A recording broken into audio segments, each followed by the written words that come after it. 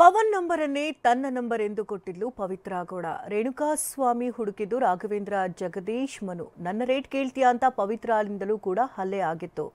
ನನ್ನ ಪವಿತ್ರ ಹೆಸರು ಬರಬಾರ್ದು ಎಂದಿದ್ದ ದರ್ಶನ್ ಸ್ಕಾರ್ಪಿಯೋದಲ್ಲಿ ಶವ ಸಾಗಿಸಿ ಮೋರಿಗೆ ಡಂಪ್ ಆಗಿತ್ತು. ನನ್ನ ಮಗನಿಗೆ ಕೊಟ್ಟ ಹಿಂಸೆ ಅವರಿಗೂ ಕೊಡಿ ಎಂದ ರೇಣುಕಾಸ್ವಾಮಿ ತಂದೆ. ದರ್ಶನ್ ನನ್ನ ಶತ್ರುವಲ್ಲ ಎಂದ ಉಮಾಪತಿ. ಈ ಸ್ಟೋರಿಯನ್ನ ನೋಡೋಣ. ಕ್ರೌರ್ಯ ಕಣ್ಣೀರು ನ್ಯೂಸ್ ಟಾಪ್ 9ನಲ್ಲಿ. ಏಟೆನ್ನು ವಿನಯ್ ಮೊದಲೇ ಹೋಗಿ ಶವ ಬಿಸಾಡಬೇಕಾದ ಜಾಗ ನೋಡಿ ಬಂದಿರ್ತಾನೆ. ಅವರೆಲ್ಲ ಸೇರಿ ಬಿಳಿ ಸ್ಕಾರ್ಪಿಯೋ ವಾಹನದಲ್ಲಿ ಶವ ಹಾಕೊಂಡು A13 Deepak, A15 Karthik, A17 Nikhil ಸೇರಿ ಶವವನ್ನ ಸುಮನಹಳ್ಳಿ ಮೋರಿ ಬಳಿ ಎಸೆಯುತ್ತಾರೆ. A10 ವಿನಯ್ ಜೀಪ್ನಲ್ಲಿ ಸ್ಕಾರ್ಪಿಯೋ ಫಾಲೋ ಮಾಡ್ತಾನೆ.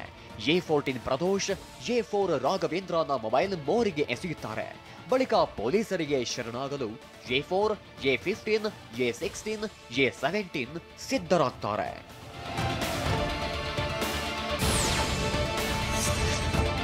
ಜೂನ್ 9ರಂದು ಭಾನುವಾರವಾದ್ದರಿಂದ ಪೊಲೀಸರು ಹೊಡೆದು ಬಡೆದು ಮಾತನಾಡ್ತಾರೆ ಅಂತ ಶರಣಾಗದಿರಲು ತೀರ್ಮಾನಿಸಿ ಮರುದಿನ ಕಾಮಾಕ್ಷಿಪಾಳ್ಯ ಪೊಲೀಸರ ಮುಂದೆ ಮಾತನಾಡಿ ಶರಣಾಗ್ತಾರೆ. ನಂತರ A14 Pradosh Stony Brooke Darshan ಮನೆ ಶೆಡ್ ಬಳಿಯ CCTV ನಾಶಪಡಿಸ್ತಾನೆ. ಹಣಕಾಸಿನ ವಿಚಾರಕ್ಕೆ ಕೊಲೆ ಮಾಡಿದ್ದೇವೆಂದು ಹೇಳಿದ್ದನ್ನ ಪೊಲೀಸರು ತನಿಖೆಗೊಳಪಡಿಸಿದಾಗ ಉತ್ತರಿಸಲಾರದೆ ಶರಣಾದವರು ಸತ್ಯ ಬಾಯ್ಬಿಡ್ತಾರೆ.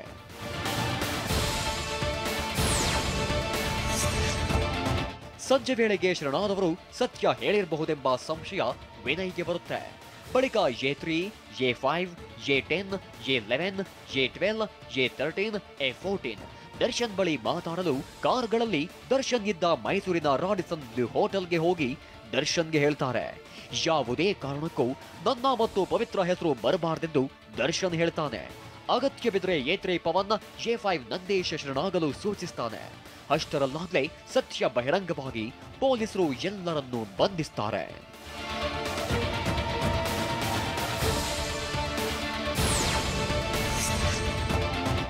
ರೇಣುಕಾಸ್ವಾಮಿಯ ಪೋಷಕರ ದುಃಖದ ಕಟ್ಟೆ ಹೊಡೆದಿದೆ. ಮಗನ ಅಸಹಾಯಕತೆ ಫೋಟೋಗಳು ತಂದೆ ಕಾಶಿನಾಥಯ್ಯ ಅವರನ್ನ ಇನ್ನಿಲ್ಲದಂತೆ ಕಾಡ್ತಿದೆ. ಮಗನ ಶೋಚನೀಯ ಸ್ಥಿತಿ ಕಂಡು ಮನಸ್ಸು ಚಿತ್ರಗೊಂಡಿದೆ. ನನ್ನ ಮಗನಿಗೆ ಕೊಟ್ಟ ಚಿತ್ರಹಿಂಸೆಯೇ ಕೀಚಕರಿಗೂ ಕೊಡಿ ಅಂತ ತಂದೆ ಶಪಿಸಿದ್ದಾರೆ. ಕೈ ಮುಗಿದು ಬೇಡಿಕೊಂಡಿದ್ದಾಗಲಾದ್ರೂ ಬೆಟ್ಟು ಬಿಡಬೇಕಿತ್ತು ಅಂತ ರೇಣುಕಾಸ್ವಾಮಿ ತಾಯಿ ಕಣ್ಣೀರು ಹಾಕಿದ್ದಾರೆ. ಏನು ಹೇಳೋಕೆ ಅವ್ರಿಗೆ ಮನುಷ್ಯರು ದನನೋ ರಾಕ್ಷಸರೋ ಏನಂತ ಅವ್ರಿಗೆ ಸಂಬೋಧನೆ ಮಾಡೋಣ ಆ ಜನಕ್ಕೆ. ಅವರು ನನ್ನ ಮಗ ಯಾವ ರೀತಿ ನೋವು ಅನುಭವಿಸುತ್ತಿದ್ದಾನೆ ಅವ್ರಿಗೆ ಆ ರೀತಿ ನೋವಿನ ಶಿಕ್ಷೆನೇ ಆಗಬೇಕು. ಅವನ ಕೈ ಮುಗ್ದಾಗ ಅವ್ರ ಕರುಣೆ ತೋರಿಸಿ ಬಿಟ್ಟು ಕಳ್ಸಿದ್ರು. ಅವ್ನು ಯಾವ ರೀತಿ ಇದ್ರು ನಾವು ಮನೆಗೆ ಸ್ವೀಕಾರ ಮಾಡೋನಿಗೆ ಏನಾರು ನೋಡ್ಕೊಂತೀವಿ ಅಂತ ಅವ್ರು ಯೋಚನೆ ಮಾಡಿದ್ರೆ ಇಷ್ಟ ಆಗ್ತದೆ. ಹೊಡೆದು ಕಳಿಸಿದ್ದು ನಾವು. ದರ್ಶನ್ ಅಂಡ್ ಗ್ಯಾಂಗ್ ವಿರುದ್ಧ ಚಾರ್ಜ್ ಶೀಟ್ ಸಲ್ಲಿಕೆಯಾದ ಬೆನ್ನಲ್ಲೇ ಜೈಲು ಹಕ್ಕಿಯಾಗಿರೋ ದಾಸನ ಬಗ್ಗೆ ಉಮಾಪತಿ ಮಾತನಾಡಿದ್ದಾರೆ. ಅನ್ಯಾಯವಾದವರಿಗೆ ಚಾಮುಂಡಿ ಕಾಪಾಡ್ಲಿ, ದರ್ಶನ್ ನನ್ನ ಶತ್ರು ಅಲ್ಲ ಎಂದಿದ್ದಾರೆ. ಇನ್ನು ದರ್ಶನ್ ನಮ್ಮ ಇಂಡಸ್ಟ್ರಿಗೆ ಬೇಕು ಅಂತ ರಾಧಿಕಾ ಕುಮಾರಸ್ವಾಮಿ ಹೇಳಿದ್ದಾರೆ.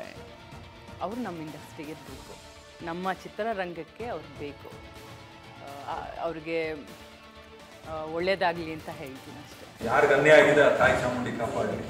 ಮತ್ತು ನನಗೇನು ದರ್ಶನ ಶತ್ರು ಅದು ಒಳ್ಳೆ ಸ್ನೇಹಿತರು ಅವರು ನನ್ನ ಬ್ಯಾನರ್ಗೆ ಒಂದು ಒಳ್ಳೆ ಕೀರ್ತಿ ತಂದು.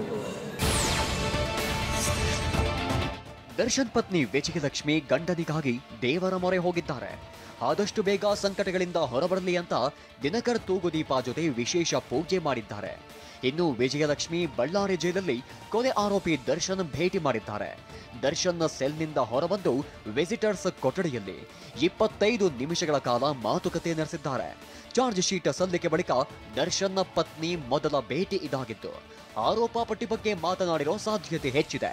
ಸಹೋದರ ದಿನಕರ್ ಮತ್ತು ಪತ್ನಿ ವಿಜಯಲಕ್ಷ್ಮಿ ದಾಸನಿಗೆ ಧೈರ್ಯ ತುಂಬಿದ್ದಾರೆ. ದರ್ಶನ್ ಸ್ಥಿತಿ ಕಂಡು ಕಣ್ಣೀರು ಹಾಕಿದ್ದಾರೆ ಎನ್ನಲಾಗಿದೆ.